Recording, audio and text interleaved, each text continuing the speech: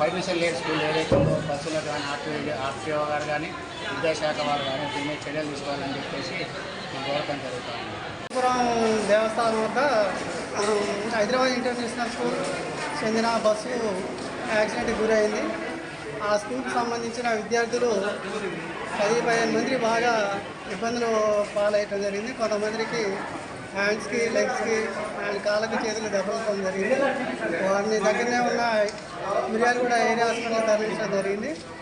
అయితే మా యొక్క చిన్న విన్నపం ఏంటంటే విద్యాశాఖకి కానీ సదరు ఆఫీసర్లకు కానీ ఖచ్చితంగా ఫిట్నెస్ ఉన్న బస్సులనే అనుమతించాలి. ఫిట్నెస్ లేని బస్సులు మాత్రం పర్మిషన్ ఇవ్వకూడదు. అదేవిధంగా అనధికారంగా గుర్తింపు పొందిన స్కూల్ని కూడా ఇలాంటి పర్మిషన్ ఇవ్వకూడదు. దీనికోసం తగిన చర్యలు తీసుకొని ఇప్పుడు దెబ్బలు తగిలిన విద్యార్థులకి సహాయం చేయాల్సింది మా విన్నపం. మరిన్ని వీడియోస్ కోసం ఛానల్ ని సబ్స్క్రైబ్ చేయండి. లేటెస్ట్ అప్డేట్స్ కోసం వాట్సాప్ ఛానల్ ని ఫాలో చేయండి. అండ్ లింక్ డిస్క్రిప్షన్ లో ఉంది.